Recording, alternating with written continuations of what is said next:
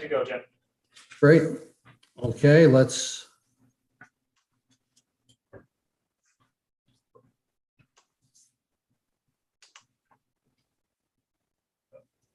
Jim?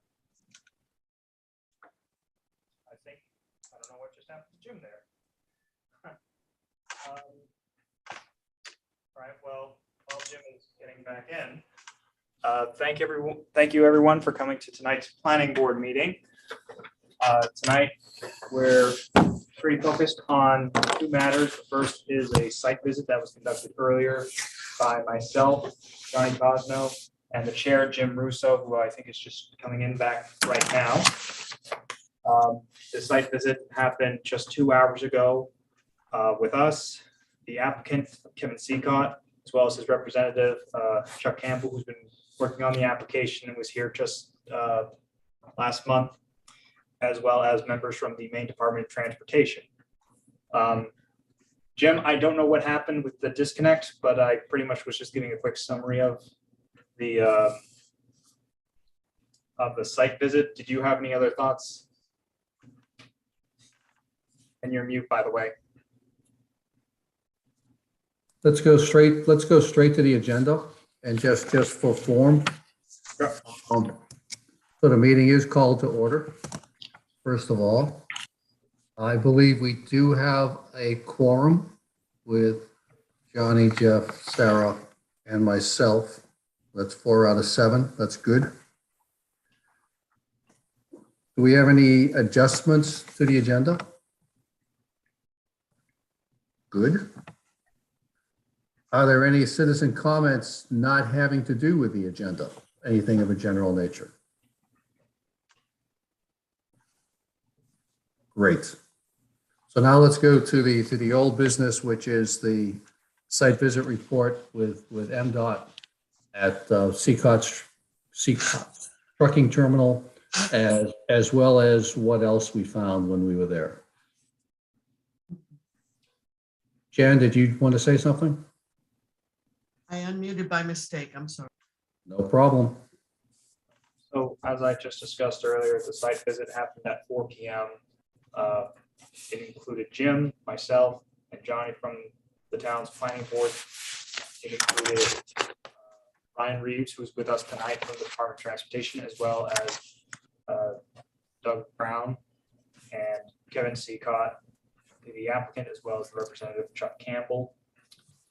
So Brian, if you want to just introduce yourself and just give your initial thoughts, that would be appreciated.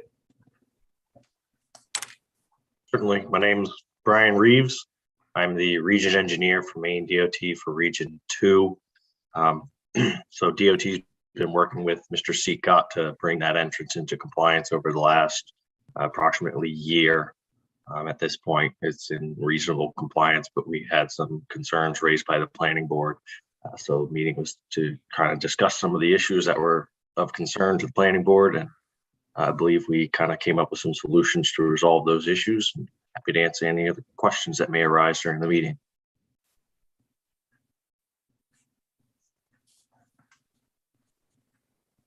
So Johnny or Jim, do either of you want to give your initial impressions from how that meeting went for the site visit? Sure, I'll give a quick rundown. We discussed several topics, and they all sort of intertwine a bit. The key one was on the safety issue having to do with the depth of the ditch is between the entrance and the exit as currently installed and designed. We spent quite a bit of time looking at it, talking about different options, the amount of money that's already been invested in what's currently there. But then we took a step back and looked at it sort of holistically and came up with an alternative plan that I believe Chuck Campbell is going to work on the details of that will allow basically the drainage on the south side to divert along the south border of Seacott's property and not have to drain into that deep ditch between the entrance and the exit. That allows that area to be filled substantially.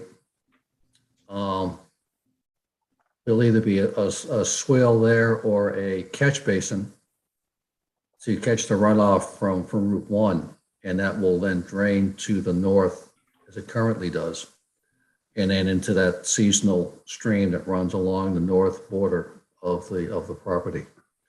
That gets rid of the safety hazard, simplifies things dramatically in terms of the entrance and the exit. So that was one area we looked at that Mr. Campbell is going to be working on. Part and parcel of that, to make that work, the lot needs to be staked, the four corners located. I believe there's only one post on the northwest side, that's able to be found. And without knowing where the other stakes are, it's impossible to know how much of a buffer will exist on the south side when it's all said and done, from a vegetation standpoint, and exactly what has to be done with the drainage on that side. So that's another action item.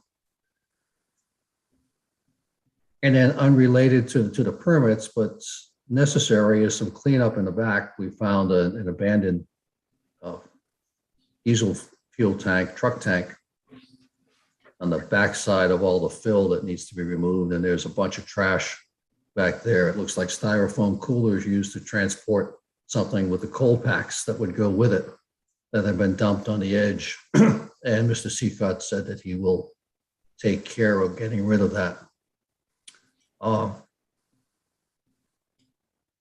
The other item that we noticed was that there isn't any silt fence around the border of the fill, especially on the north side where there's running water right now. And Max, I think that's something you're going to pursue with the DEP to see what can be done to reinforce the need for that and to get something installed. Yeah, that's going to be a conversation I'll have to have with Stan and the code enforcement officer here, as well as the main DEP. Because early on there were discussions about the stormwater permit 5 rule and just things surrounding that. So that's going to have to be a discussion for them a bit later. Yeah. So I think there's two DEP. One is, do we need a stormwater plan? And secondly, as far as I know, regardless of the amount of ground that you're disturbing, if you have the potential for soils to run off into a waterway, you've got to put up a dam. You do it on a small house, you do it anywhere. And certainly that's needed here. Okay. Those were my big takeaways. Johnny, anything to add to that? Yeah, I agree with what you said, Jim. Just as an overview, I just thought the meeting was frank, open, and constructive. I think people got to see everybody's concerns and so forth. And I think that, to me anyways, the parties, I think, are closer to a resolution. I will say initially, there were areas that looked dangerous to me, but I think those are being addressed. I mentioned guardrails. I'm not sure how that fit into anything, but that seemed like that might be an idea, but I'm not sure where that went. But I just think that we're on the right path, and then the particulars, I think, can be worked out. To your point, that ditch on the side seemed to be, I mean, that seems to me that would be a real positive alternative, and then everything else kind of would fall into place. So, but I was happy to be part of that, because I thought there was at least a feeling that people wanted to work together and come to a resolution. I think that the key thing there, Johnny, thank you, is that if Chuck is able to come up with a design that minimize that puts a catch basin or something in that ditch area now, that will raise the elevation enough that it just becomes a shallow swale. And it's just like the edge of the road every place else. There won't be any guardrail or anything else that'll be needed. So it's sort of a win-win situation in that regard. It takes care of both. Max, anything you'd like to add? So I'll focus on the entrance right now, just because we do have Brian here, and I want to be sure that if anyone has any questions, then we can ask Brian now, and then we can talk about buffers and everything later. So we did bring up the guardrails and other ways of just sort of surrounding that ditch area to try and encourage people not to accidentally drive in. And I think what was said was that, first of all, the DOT is not going to pay for anything like that. That's something that if we're going to enforce that, that's going to have to be something we're going to have the site owner do, or we're going to have to do. It's, but the DOT also doesn't want, and Brian, you'll have to confirm what I'm saying is right. You don't want something 6 feet tall to potentially be, I can't remember the exact term, but it was like yeah, when we were on site, there was mention of boulder to block the area off. The department would consider that a deadly fixed object. And just putting it in perspective on site, I mentioned that a 6x6 post would be considered a DFO, deadly fixed object. So I believe that's what you're referring to. right. And this is what sort of went to the discussion of alternative ways of addressing the ditch, or I don't know what term we should be using, where it would be this solution of the catch basin, which would then allow Chuck and Kevin to also submit a CAD so that they can try and justify having a bit of a wider entrance as well. And that's something that Chuck and Kevin, from my impression, Johnny, Jim, you can correct me if I'm wrong, I think they're both open to that idea of submitting those designs to show that they do need those additional width. And once that's addressed, they should be all set, at least for trying to address this main issue. That was the two main components to addressing this alternative that Jim and Johnny have been talking about. And I'm sorry, Brian, can you say what the CAD designs were again? Yeah, so at this point, the CCOT entrances are 30 feet wide with 10 to 12 foot radius either side. That's the extent that the department rules allow for an entrance and exit situation. In order to justify the need for a wider entrance, the department would require a CAD, computer-aided drafting and design drawing. All software these days has what's called auto turn on it, which shows the path of a tractor trailer as it traverses a curve.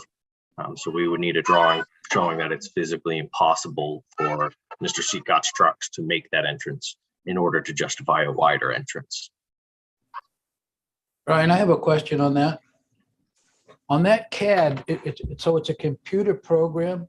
Do you just take, say, the length of a truck, the 18-wheeler, and just plug in the dimensions of the truck, and then that computer gives you the radius?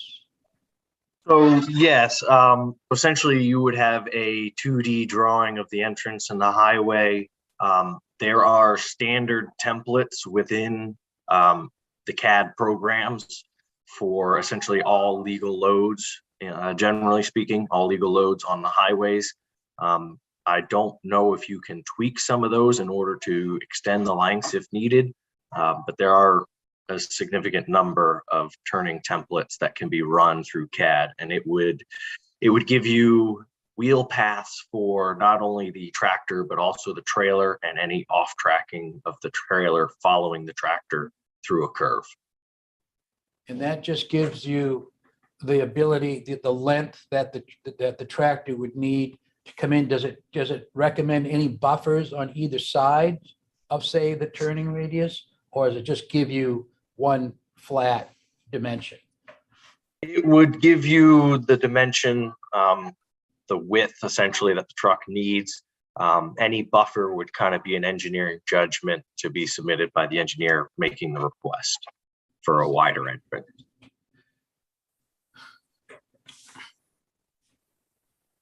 So, and I think that was the main items, the CAD, and then with the storm, with the catch basin, the ditch won't really be as deep as it is right now.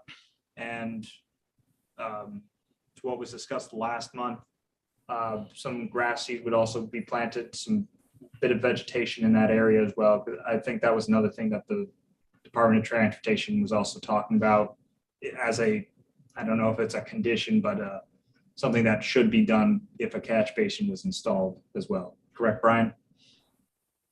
Yeah, I mean, realistically, if you're bringing the grade up and removing a significant portion of that ditch, the department would want to see vegetation in there to make a differentiation between the entrance and non-entrance areas, so that people would utilize the entrance and not just be exiting and entering kind of wherever they choose.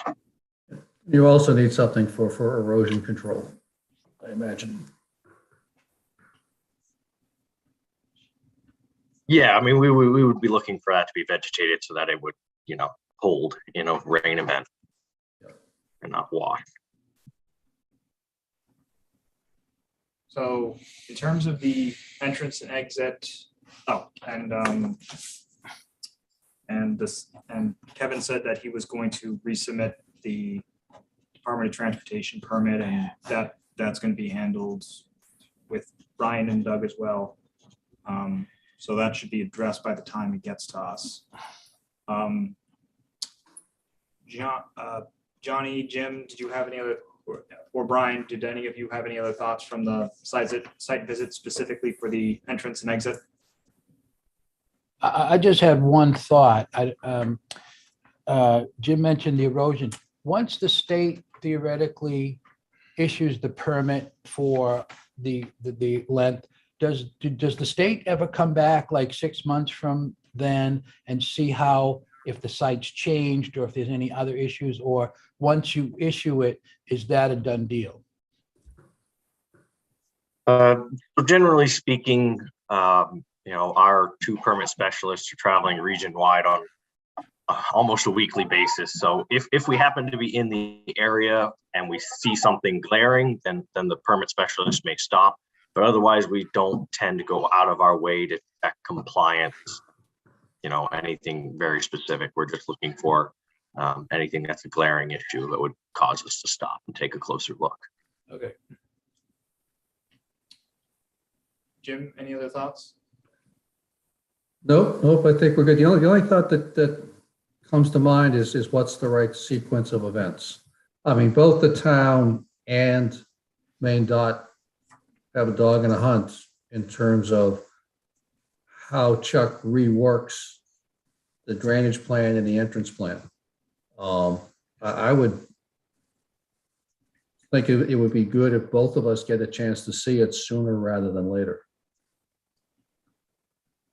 Well, and that's sort of what will happen after this meeting, assuming that's now something, unless someone on the board has a strong objection, pretty much the email to Chuck and Kevin tomorrow will be what was already discussed at the site visit, that a CAD drawing would be submitted. One would be given to the town and then one would be given to the Department of Transportation. And then if that's approved by the Department of Transportation, it's then part of the application, as well as anything that's going to be necessary for that catch basin plan. Unless I'm missing something else. Yep, nope, that's good. That's good. Okay. So I will submit that. I'll send an email to them tomorrow, just confirming that, unless there's any other items that we need to add into that application after tonight's meeting. Very good. All right. Brian, do you have any other thoughts before we open it up to Q&A? I was just going to say, as far as the state's concerned, I mean, the reality of reissuing that permit should just be a matter of about a week once we receive anything from Mr. Seacott and his representative. So should be a relatively quick turnaround if that's a concern. Good, thank you. Yeah, let's open it up to the public, who I think consists of Jen. Jen, do you have any specific questions for Brian? We are going to cover the other topics, but we don't want to hold Brian up any longer than we need to. I don't have any specific questions for Brian. Thank you. Great. Jeff, Brian, Sarah, sounds like you can go enjoy dinner. All right, thank you, guys. Have a good evening. Oh, Thank you. Appreciate you. I was gonna say, if Jeff or Sarah had any questions. No, Sarah, do you have any questions? I do not. All right, now we're all good. Great, thank you, Max. have a good evening. Yeah, thank you. Thank you, Brian. All right, now the buffer. Okay. Yeah, so the big thing on the buffer was nobody could say where it was, because nobody knows where the corners are. There's only one corner located, and that's the one on the, what would be the north and east side, on the highway. So the other action item is to get the corner stakes set. And once those stakes are set, also superimpose on that the extent of the fill, where the fill exactly is. So it might be more than just setting the stakes, Chuck. It's you're going to have to be able to demonstrate on that actual site plan the extent of the fill, the base of the fill, as well as the top, and what's left for surroundings. And you'll need that also for the revised drainage plan. So I would think that's probably your priority activity, because you can't do the revised drainage plan without that. Without the revised drainage plan, you can't do the entrance and the exit. I'll pass that on to Chuck. Chuck and Kevin both couldn't attend tonight's meeting at 6 p.m. But they assumed it wasn't a requirement, and I said that once we're done talking about it, he'd be informed about everything. And a lot of these are topics that we already discussed at the site visit, and so he's aware that this is going to be needed. Sorry, I thought Chuck was in the audience. That's fine. Johnny, did you have any thoughts on the buffer or the fill?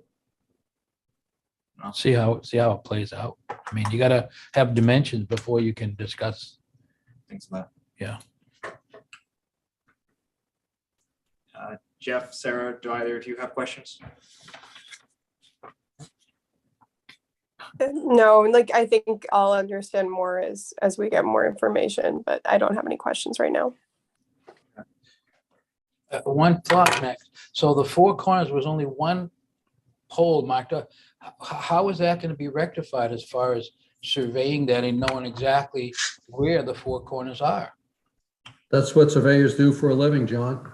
Yeah, So there's going to be, they're looking at the deeds, they're looking at the history behind it all, and they're gonna have to go out there and find those spots. so That's what they do all the time. good luck. Yep, that's the unfortunate thing with that spot. I mean, that spot looked like, haphazard at best.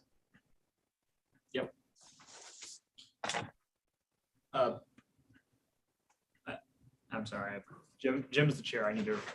I'll That's I'll fine, let you Max. take over at this point. You're doing great. I appreciate the help. So I think from a site visit standpoint, I see Jen with her hand up. Jen, would you like to share something? So I just had a question about was it possible that some of those stakes might have been covered over in the fill or knocked over during the clearing? It's quite possible. The Chuck Campbell, the engineer, said that they found one on the opposite corner, up against your property, I guess, in the back on the south side. At one point in time, when they went back to look for it again, they couldn't find it. It might be under the fill. Don't know. That's what Johnny was saying. Until we get those corners set, we don't know exactly what we have. or what he has. So that is a priority activity.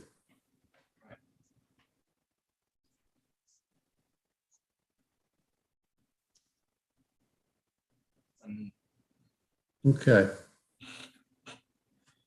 My other impression, and I shared this a bit with Kevin and the group when we were out there, is that it's a shame to be in the situation that we're in.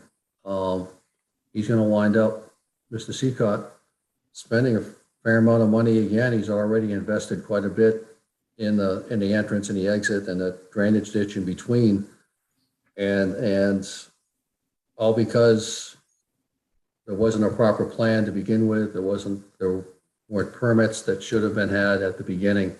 If it had all gone according to procedure, it would have been a lot less expensive and time consuming on everybody's part. Just a lessons learned, I guess, for all of us. All right, I'm ready to end the discussion on the truck terminal unless anybody else has anything else to add. oh, Jen has her hand up. Jen? Just a quick question. Did you go back and take a peek? Is it wet back there, especially after the rains and everything? The only thing that we could see is the little stream that's on the north side, sort of runs from Route 1 along the border of where he's filled in, is running pretty good. It's only about 3 feet wide, but it had a pretty good flow in it. And then there was a bit of wet on the backside, but it all was flowing away pretty much unimpeded. And Jen, I took a few pictures of the site visit as well, and I don't mind sharing that with you after the meeting, Thank you. or it'll probably be tomorrow, but. Thanks, man. So in terms of just action items going forward, unless I'm mistaken, I'm going to send an email to Chuck and Kevin, letting them know that with how the site visit went, I guess 3 big action items that will be needed from the planning board before a new submission is made is, 1, there's going to be that CAD that we discussed with Brian Reeves. There is going to be a survey done of the site to find exactly where these points are to ensure that the facility, the new building, is going to be meeting the setback requirements, as well as ensuring that no development has taken place on anyone's land, anyone's land other than the Seacotts. And the third is to amend the plan to include the catch basin and how that stormwater runoff is going to take place. And I'm sorry, 4 things. And then the silt fence along the edge of the fill to take into account the streams that are nearby. Am I correct on all that, Jim? Yep, you got it. All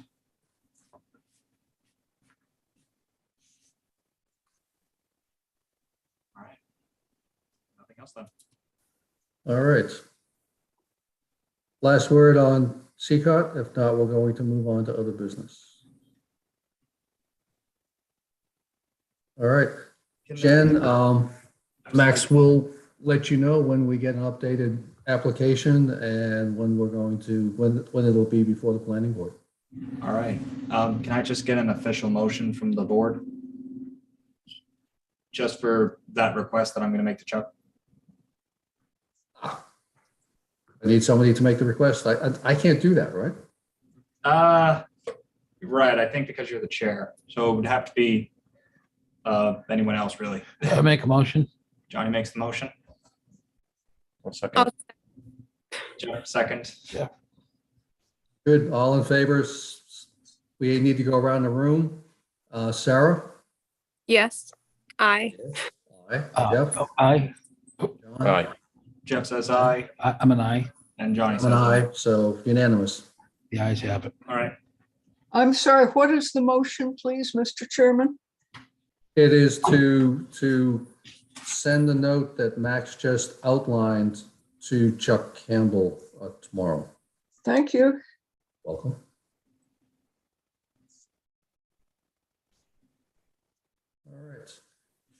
Shannon, after this, it gets real boring. You're welcome to stay on if you would like. But we're going to go into our minutes from the last meeting. Well, I was there, so I'd actually like to hear them.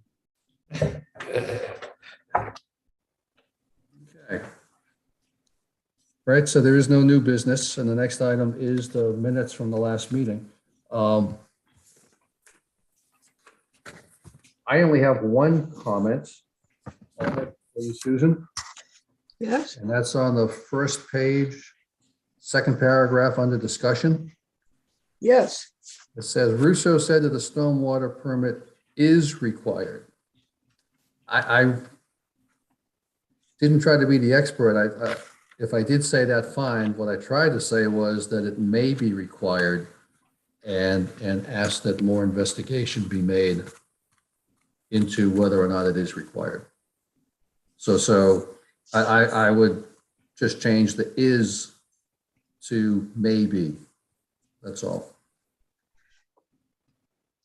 I'm not sure which is you're talking about. I see a sentence that says Maine DEP will be contacted to confirm whether a stormwater permit is required. Is that the sentence where you want is to be changed to maybe?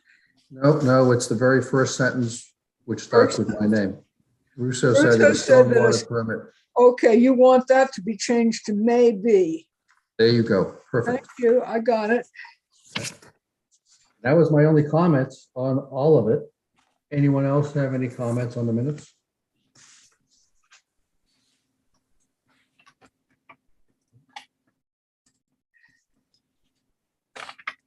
I'll entertain a motion to approve them.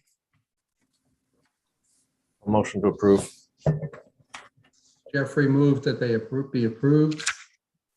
Second, I'll second it. Johnny seconded. Johnny seconds. All in favor, start with Sarah. Aye. Jeffrey? Aye. Johnny? Aye. Jim says aye. So unanimous with that one change, the minutes are approved. Thank you. All right. Okay. So last thing on the agenda is our board. The last meeting that we had, Scott resigned kind of suddenly for personal reasons. It's understandable. And we wish him and Susan well. Max, I'm not big on parliamentary procedure, but my understanding is since I was vice chair, that automatically makes me acting chair. Yep. Is that the right way to put it? Yep. Okay. Because we have annually we hold elections in July.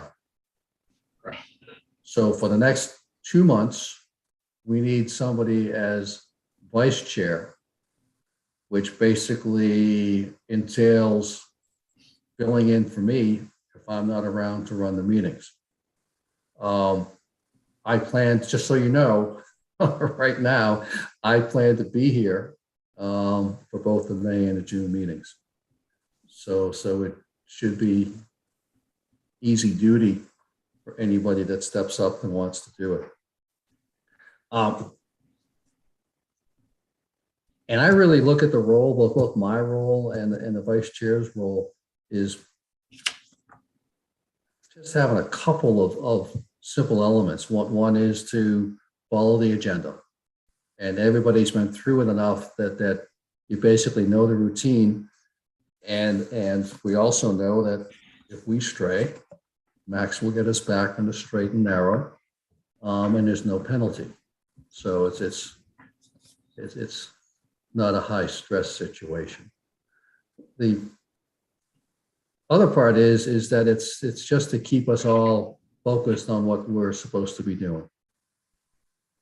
And I know it's easy because we see some interesting things to want to delve into more details and sometimes and things that and some things are good for general knowledge, but we do also need to be cognizant that we need to stay focused on the responsibilities of the planning board, and that's to make sure that the intent of the land use ordinance is followed. If people ask for exceptions to it and they're reasonable and everyone, including all the abutters, don't have any objections, that we can approve it. But generally, that's what we do. We try to ensure that anything that's requires planning board approval before something's built or there's a subdivision or whatever, is done in accordance with the land use ordinance, because those are the rules that the people of Waldoboro have said that they want us to follow and that they want to follow. More specifically, it defines the community that they want to live in. And we're sort of the safeguard of that. So we just need to be focused on that. That's about it. So with that, anybody feel like, well, this is sneaky. Anybody feel like nominating somebody else to be vice chair for the next couple of months? And Barbara has begged off. She said that she would, even though she would be our logical choice, as she's the longest standing member on the board. I think she was on the board when I joined about 3 years ago.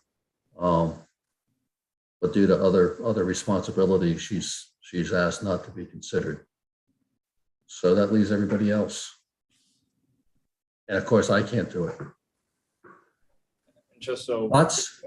and if people are aware, I'm always available to just answer any questions as well outside of these meetings. I don't Max, know if Max, anyone looking sorry, for, Jeff, go ahead. I was gonna say that I'm not sure about the whole idea of a nomination, but I'm willing to volunteer to do that. Although I am pretty new myself and definitely it's out of my wheelhouse, but I think that we're in a little bit of a tight spot here. And so barring any other volunteers, I'm willing to do what I can to help out with that. Super. Thank you for volunteering. Are there no, Johnny, Sarah, any other thoughts? Okay, so what happens here, Max? Do we vote on it? Do we have to motion it and second it, or?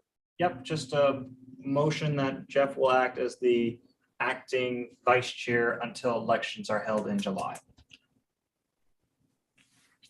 Somebody simply has to say, so moved. So wait, do I have to say, I don't have to repeat the thing, I can say so moved, and that means that I am making that motion? Is that what that means? That's how that works. That's the trick I use all the time. So moved. There you go. Johnny, do you second that? Yeah, I second that. You kind of have to. Yeah, I second Okay, it. let's roll call the vote. Sarah? Aye. Aye, good. Johnny? Aye. I vote aye, and I guess Jeff gets the vote too, right? So, You can refuse. Right, sure, that's fine. I'll recuse. That's good. Vote myself in. perfect. All right, excellent. Thank you again. Max, the only other thing I wanted to touch on, and maybe you got a few things for us too, but the other thing I wanted to touch on is a reminder about dialogue between board members on board related issues and dialogue outside of the board. What should we talk about? What can't we, what shouldn't we talk about, et cetera. Do you mind giving us a refresher? So freedom of access and information in the state of Maine. It's something that I always do want to make sure people know about, especially newer members, because it's easy to assume what some things are required and whatnot. So for example, today's site visit that just took place, we were actually asked by the Department of Transportation to keep it to a small group because they didn't want to have a big public meeting right on Route 1, which the moment they said that, I was like, oh, wow, that actually makes sense. So essentially for a planning board, whenever there are 3 planning board members meeting to discuss any planning board items, that's considered a public meeting and has to go through the public hearing process that we usually are accustomed to. I have to put an ad in the paper. I have to put something online. I have to notify Lake County News, notify butters if it's involving a property. But I essentially have to tell everyone, hey, the planning board's meeting. So that would have been the site visit if one more member of the planning board was with us. This also counts for any time 3 planning board members are talking. So this includes emails as well, or conference calls. So that's why whenever I send out the blast email, you may notice that sometimes I say respond individually if you can. That's just so one members aren't being influenced to do one thing that another is doing. And it's also so that those emails don't become technically a meeting. And we're fine setting up times and just asking general parameter questions. But sometimes someone may ask, hey, can you give me a rundown about this part of the application? And I can talk about the ordinance. I can't talk about the application itself. And if members start saying, this is my thoughts on the application, that then starts getting into meeting discussion, which needs to be done here in a public setting. Now, I say 3 members because you can't help it if 2 of you just happen to bump into each other at the grocery store or something. Can't be helped. Same thing if there are people who are just involved in another group outside of here at the planning board. So that's why whenever 3 planning board members are together, they start talking about planning board items, specifically planning board items that are going to be on the agenda. That's where it starts triggering the freedom of access information state statute. So, Max, I have a question. Yeah. Does it have to be like an active application, or if I met 2 other people at Moody's and we're having blueberry pie, right, and we started talking about, well, what do you think about a marijuana thing or something? right. Is that under the purview, or how does that work? It can be. It gets into some weird topics, but it can, Right. especially if it's like, oh, what'd you think of this application? You start talking, Yeah, your thoughts on the matter, then it's technically a meeting that you're saying more about the application. That, especially if it's within that appeal time, someone might overhear you and say, well, I heard them say this and that, and right. gets into this. It is more focused on stuff that's on the agenda or Right, coming on the agenda, That's okay. because something that happened 2 years ago happened 2 years ago. Okay. But generally, it's just suggested not to talk about planning board meetings when 3 of you are in the same room together or contacting each other. Biggest struggle I had with this early on, especially coming from private business versus being in the public sector, is I'm used to, before every meeting, there's going to be a pre-meeting. And the people involved with making decisions are going to have some discussion and voice their thoughts. And if there be either some alignment, or if nothing else, some greater understanding of what's at stake or what the issues are.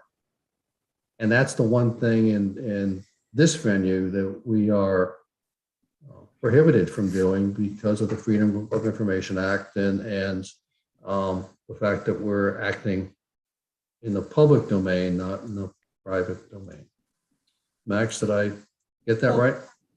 Correct.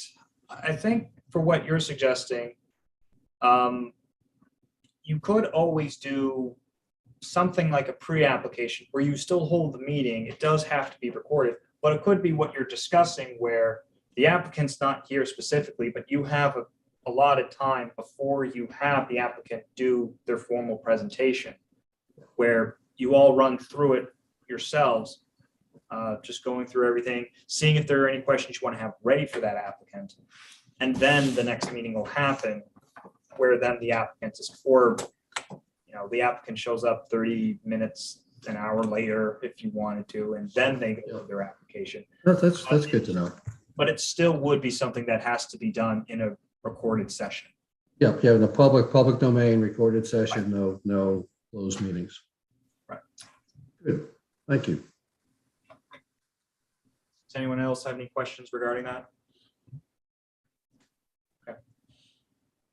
Anybody else, anything in general, as we're targeted to finish up early? I do have two items. I'll try and be quick on them, Jim. Go ahead, Max. And if I get to 7 o'clock, tell me to shut up. Uh, So one thing I did want to quickly discuss was planning board membership. Johnny was actually just talking about it right before the meeting. We are technically supposed to be a board of 7, and we've always struggled to get to that number. I think there was one time where we were briefly 7 members in the last few years. I think it'll be a bit more advertising that's going to have to be done. If people know anyone who's interested, please let them know. Let them watch one of these meetings and say this is somewhat of a typical meeting, or have them talk to me. I'd love to just talk to someone who's interested. And training is paid for by the town. That was another thing Johnny and I quickly talked about. On May 10th, for example, there's a training seminar going up in Bangor for people on planning boards and board of appeals to learn the proper procedure to do these types of meetings and what to look out for. The fee that's required is completely covered by the town as part of the budget. So if anyone ever lets me know, hey, I want to do this training, then I can register them. The town pays the fee for them, and then they're all set. If there's someone anyone knows right now who's slightly interested but feels they don't have enough training, let them talk to me and I'll tell them if you're available May 10th, we can have you ready by the June meeting. So that was the first thing I wanted to go on with planning board membership. The second thing I wanted, very quickly, any questions for the planning board membership topic? Okay. No, just, I have approached one of my neighbors on that, and that's typically the best type of thing to do, I think, is talk to somebody that you know, that you think might find it interesting. It's an hour or two every month. It's not a large time consumer, and you do see some interesting things. The other thing I'd say is that, planning board is a necessity for the time. Because if there's a big project that's coming down the pipeline and we don't have enough members to do an actual review of it, then that's a business that's kind of in limbo for some time. Or any project that wants to have some resolution to have it addressed. CCOT Trucking, I'll use them as an example.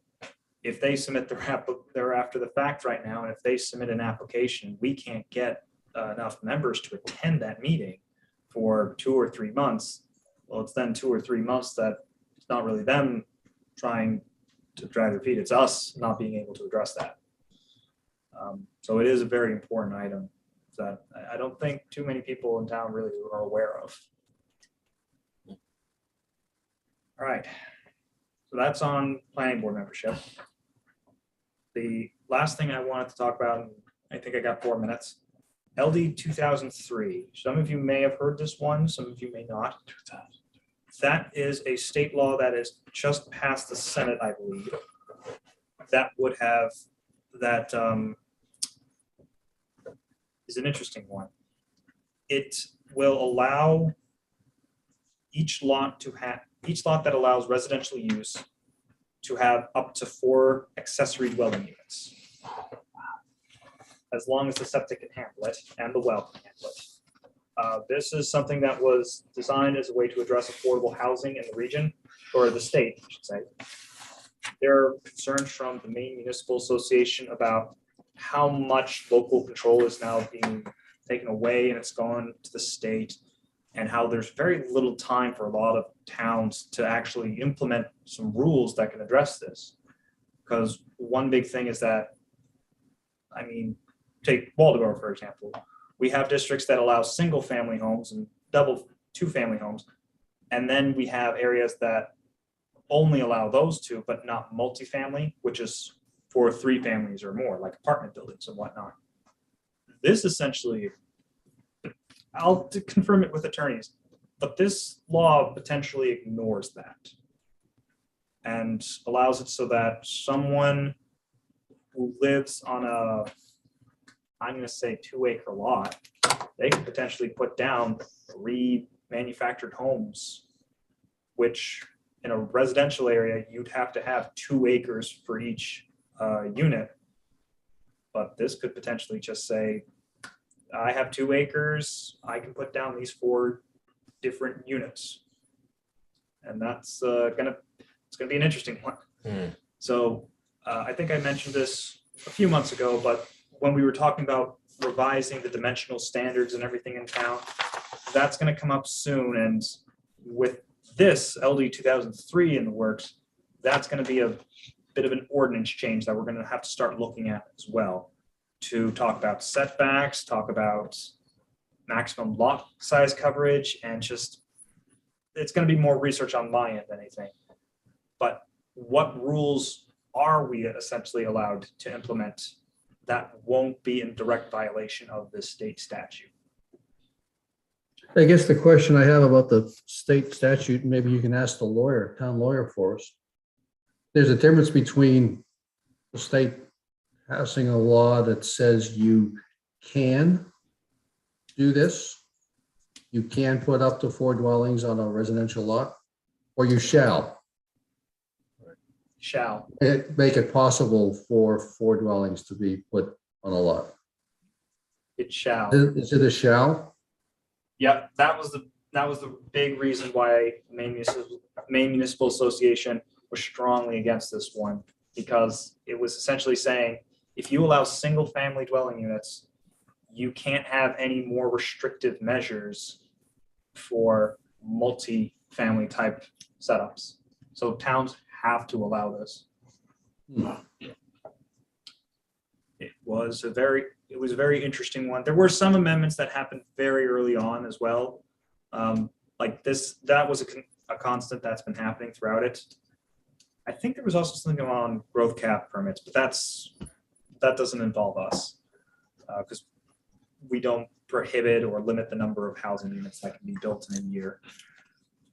But that was the one big item. So again, I'm going to have to talk with the attorney, and when I do come back with dimensional standard revisions, this is something that we're going to have to keep. And it might not even just be dimensional standards. It might be also amending the land use matrix we have as well, right? Because it might not matter if it's single family or multifamily. It might just be what's allowing residential and what's not allowing residential. So it's going to be a lot of work that I'm going to have to do. And I see it's 7 o'clock, so I'll be quiet there unless there are other questions. what's the time period that they're talking about for that, or that part's in the works? It's gone back and forth because it's just been approved. Usually it's a 90-day implementation. I've heard it's an emergency one, which is an immediate. Yeah, which is an immediate. I'm going to have to confirm that. But I think one of the last minute amendments was that we have until 2023 for most of these rules, but I'm not sure which of those rules are the ones we have to wait for. Wow. And I see Jen's hand up. Jen's hands up, yep. I know it's not my business because I'm not a member. I'm just curious, wouldn't that change the parking too, Max? I mean, the parking requirements and things like that. I mean, that's kind of has a broad application. Nope, you're absolutely right. I mean, if somebody has a half-acre lot, they're going to struggle to put 4 houses on it and provide parking for it and find room for a septic system. And I mean, there's all sorts of physical limitations to what's possible, which we'll have to look at. But you're absolutely right, Jen. It's not a simple solution. It just opens up all sorts of possibilities. Yeah.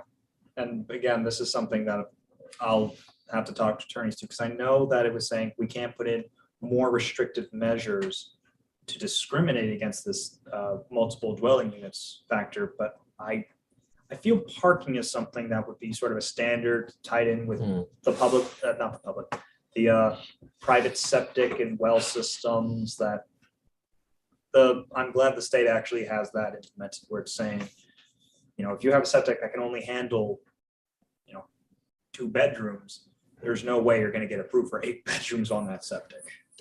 Right. That's my one saving grace on this whole thing, I think. Could you check with the fire chief, Mr. Smeltzer, and talk about setbacks between buildings for safety reasons and firefighting and fire spreading? And that might be something that bears consideration.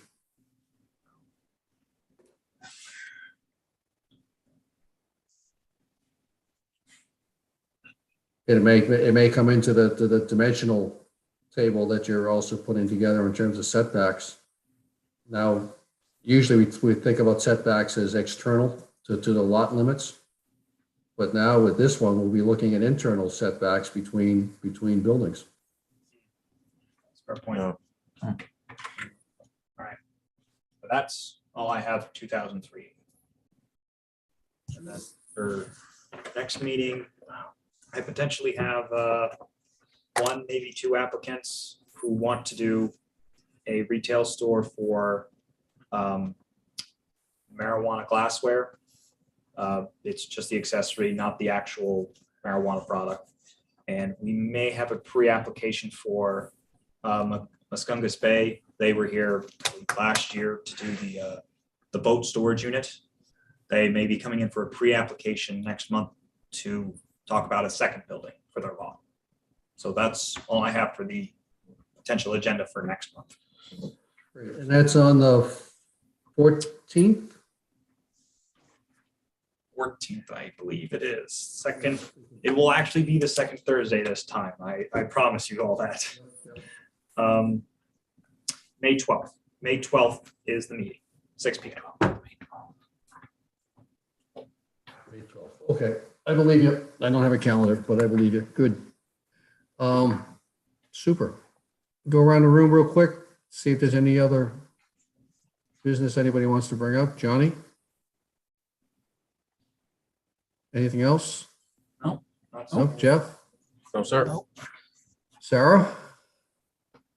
No, No. Susan? Anything else you have for us? No, I'll have questions as I do the minutes, which I hope you can help me with, but I don't have any questions just now. Thank you. I'll do my best, and hopefully the email system will work and you can get the draft through to me this time. As our one audience member, Jen, anything else that you'd like to add? No, but thanks. Okay, I'll entertain a motion to adjourn. I'll move. All right, any seconds in the, Jeff second. Johnny I'll seconds. second. I will second. So Jeff made the motion, and Johnny seconded. Susan? Thank you. Yep. All in favor? Raise your hands. Sarah? Sarah says yes. Aye. Aye. The ayes have it. Jim says aye. So all four in favor. Meeting's adjourned. Thank